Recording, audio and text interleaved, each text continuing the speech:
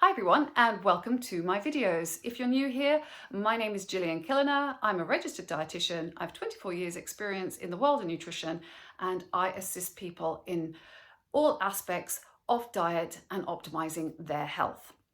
So I get lots of questions about so many different things, and this is one topic that is very popular, and so I wish to cover off on the topic low FODMAP diet. So first things first, the low FODMAP diet is not for healthy eating and it's not for weight loss. And that can be something that gets confused in all of the information that's out there on the internet. So definitely the low FODMAP diet is not weight loss, not healthy eating in the sense of that you would embark on it forever. It is a short change to your eating habits because of a gut dysfunction. So when we talk about gut dysfunction, what does that actually mean? Well, there are many areas that you need to look at when you're talking about gut dysfunction. So first things first, if you are experiencing certain symptoms, maybe even weight loss, definitely be visiting your GP or medical practitioner to rule out conditions such as celiac disease, inflammatory bowel disease, liver and pancreatic issues, and cancer. Once you've ruled those out, then you can go down the route of possibly being exploring the area of IBS. And IBS is irritable bowel syndrome, and 1 in 7 people experience IBS in their lifetime, so it's quite a common condition, and it can really impact on you. It's life-changing if you have severe symptoms.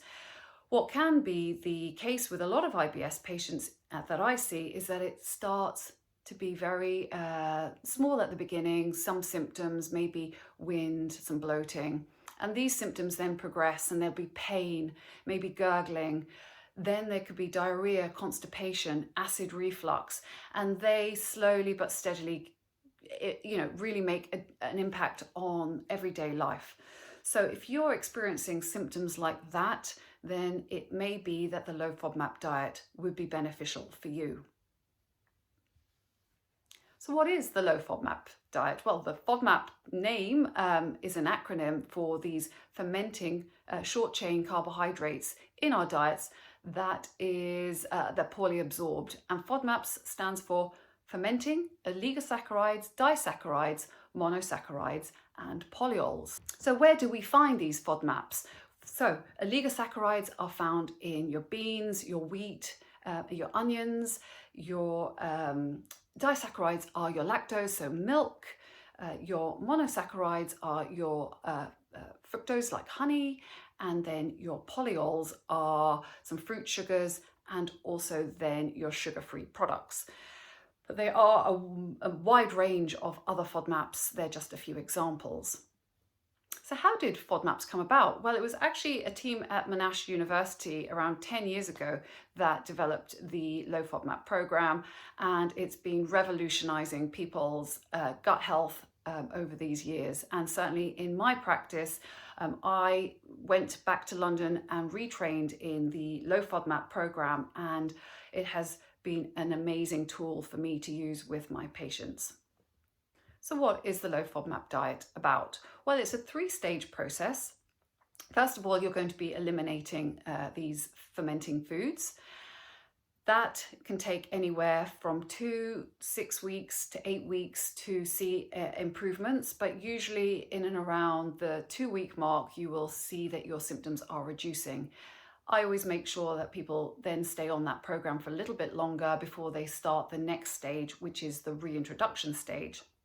And that's where you start bringing back these foods that you've eliminated and seeing how you get on with them, how much you can take of them, and try and increase the diversity back into your diet without causing symptoms. Then the next part is the personalization, so that you can find what works for you, the amounts that you tolerate, and so on. So if you are going to embark on the low FODMAP diet because you have gut dysfunction, then you might find these top tips beneficial to assist you in getting the most out of it. So first things first, do look for good information. There is a lot of dodgy information out there on the internet, these sheets that I often see my patients bring into me, and they are not accurate. They do not either have the complete guide that you need. And so that's really disappointing, because you embark on something that's quite significant and it's not doing what it should. So definitely check out the resources that you're using are completely accurate. So definitely keeping a food diary with symptoms is another one that I would be suggesting you do in advance of starting any low FODMAP diet. That gives you the chance to maybe pinpoint certain foods that you are most sensitive to, and it just allows you then to go on and be able to track your symptoms and how they improve or change over the weeks that you are following the low FODMAP diet. We all get caught out and may not have any food with us, and you're needing to pick up something at the shops.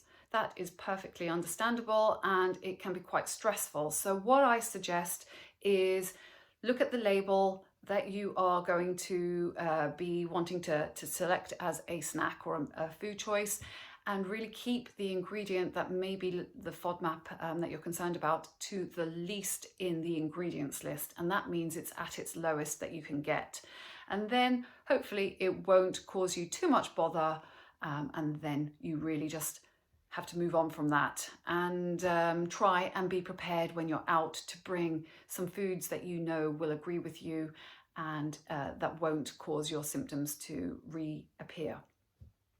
Following on from that, I would always recommend that when you are cooking a meal to make extra and store it in a container and either freeze it or keep it for your next day's meal, so that allows you to be speedy, and if you're tired or you've had a long day, you've got something already there ready waiting for you.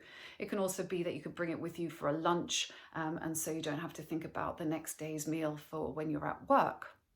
Caffeine is often a big area that people struggle with. So I find that certain amount of caffeine in your day is not going to derail you if you're not super sensitive to caffeine. But keep it small and keep it to the earlier part of the day, and then swap on to something like a rooibos tea or peppermint tea, and then you should get the best of both worlds. So once you've done the elimination, what happens next? Well, that is where you start to bring foods back into your diet one by one. And that can take a couple of weeks, depending on how many foods you decided you were going to eliminate. And the benefit of that is if you take it in increasing doses, you'll be able to see where your tolerance lies, as we all have this threshold.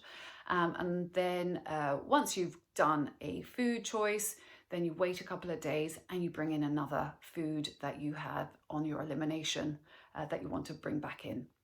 Don't think that when you have reintroduced a food that it hasn't agreed with you, that it's off limits forever.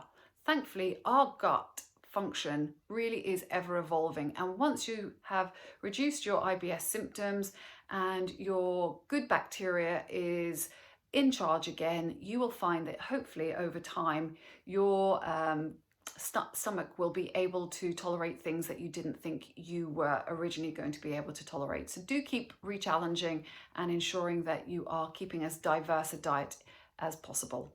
So overall, the message I have here is that the low FODMAP diet is wonderful for someone who has a functional gut issue, so something along the lines of IBS.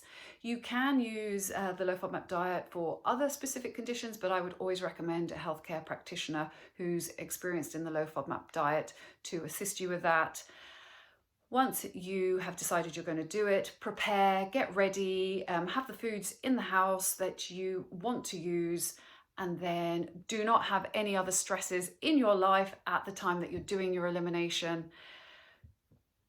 Ask for help if you need it, but do go through the process of not keeping the low FODMAP diet in your life for longer than 6 to 8 weeks. Do your reintroduction, and hopefully that is going to see the results that you desire and you require to improve any wind, bloating, pain, discomfort, gurgling, diarrhea, constipation, and so on. I hope you found the video useful. Certainly give me any comments, any feedback on how you've found the low FODMAP diet, and I look forward to helping you again in the future. Many thanks and take care. Bye.